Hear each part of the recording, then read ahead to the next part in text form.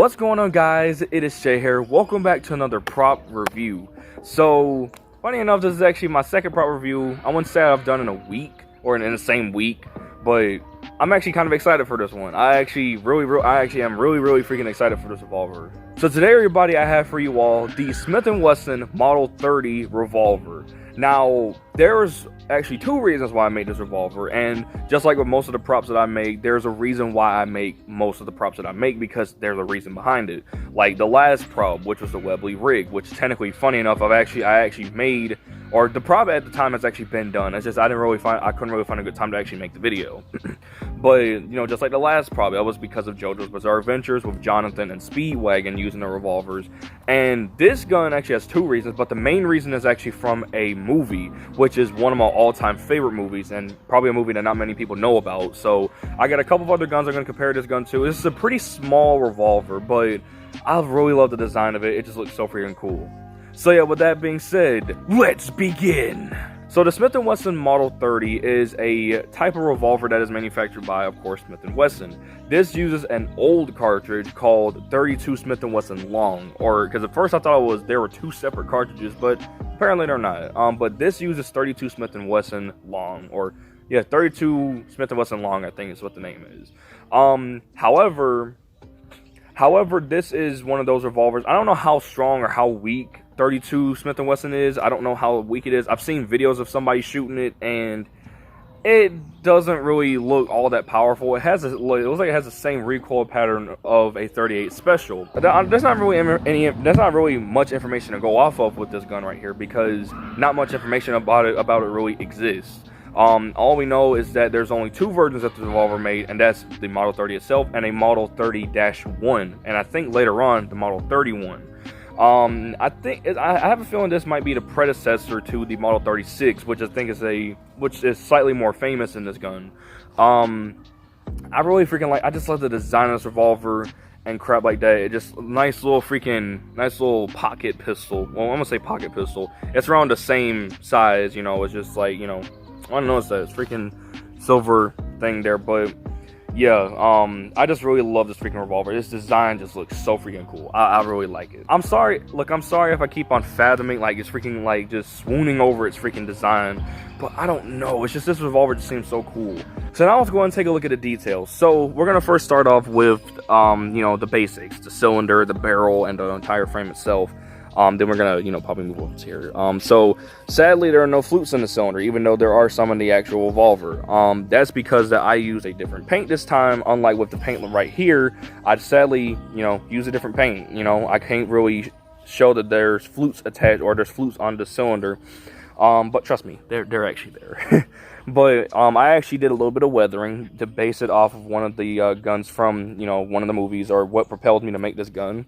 But yeah, we got the freaking cylinder there with no flutes, because let's just say that they're there because I can't necessarily draw them up there. Cylinder release, you freaking swivel it open, cells come out or whatever. They also have the weathering on both sides of the cylinder, on the top weathering as well, and the barrel, why not, also has some weathering. And you have a little front post sight there, or a little front sight, which is actually visible when you aim it like at somebody or something like that. Let's just say that. There's weathering almost everywhere in this gun, except for the handle, because the grip is technically wood, or that's what it's supposed to be. But yeah, this really freaking nice. You also got the thing there as well. The ejector rod also has a little bit of weathering, except that apparently I didn't do any on this side. There's some on this side right here. It's like one of those ejector rods where you remove it from here, swivel it out, and boom, shells come out. The hammer back here is also quite freaking big. Well, this part is, and it's pretty freaking, you know, pretty nice to just, you know, do a couple of shots with that, you know, just pretend you're pulling it back or whatever. And that's really it for that. There is no barrel. For some reason, now that I actually noticed that, I don't know why I didn't add a barrel. Anyways, but now we're going to move on to the grip. The grip is brown, like how it is on the actual revolver, or on how most Smith & Wesson revolvers are actually made. Most of them, or most of the older models, all have brown grips. You have the little symbol here, which I take it is actually the Smith & Wesson symbol. And there were supposed to be outlines in the grips, but I just really did not feel like doing that. So now let's go ahead and take a look at the reasons why I decided to make this revolver, or what propelled me to make this gun. So for anybody who knows a movie called Route 666, it is one of my all-time favorite movies, right behind Desperado. But in that movie, federal agent Jack LaRocca, the titular character of the movie, played by the one and only Lou Diamond Phillips, he takes this revolver from a character known as Sheriff Conway. I think his full name is Bob Conway, but I don't know. Maybe there might have been some continuity issues. Maybe there might have been a continuity error in the movie or something like that, because on the Internet Firearms Database website thing, it states that the gun that Conway has is a Model 19, which is actually a more popular Smith and Wesson revolver. And in the photo and in the movie, Jack is seen with a Model 30, and you can clearly tell because of how freaking small it is and crap like that. But I don't know what the whole deal with that is. We're just gonna say that the sheriff actually did have a Model 30.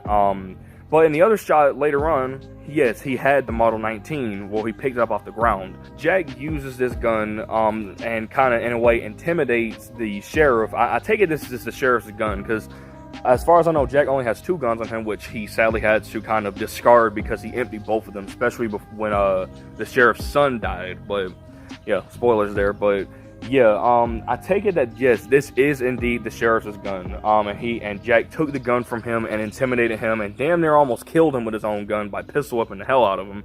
He pistol whipped him like what, 3 times or something like that, and probably more than that.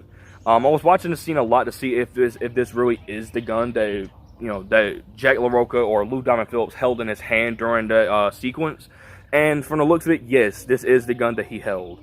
And this is also Guido Mista's gun in JoJo's Bizarre Adventures. But that's not the reason why I made this revolver. The whole reason I made this was because of Route 666.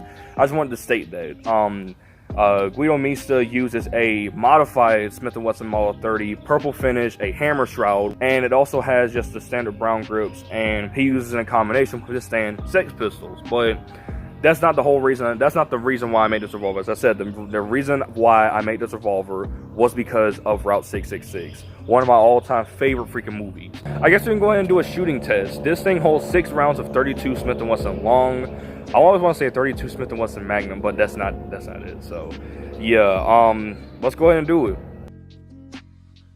Alright, so now we're going to do the shooting test. So, we have 6 rounds of 32 Smith & Wesson, I was about to say 32 Smith & Wesson Magnum. Forgive me if I actually do accidentally say it. But we have 6 rounds of 32 Smith & Wesson Long loaded up. And yes, it is a 6-round chamber, I forgot to mention. And yeah, let's do it. Smith & Wesson Model 30. Firing.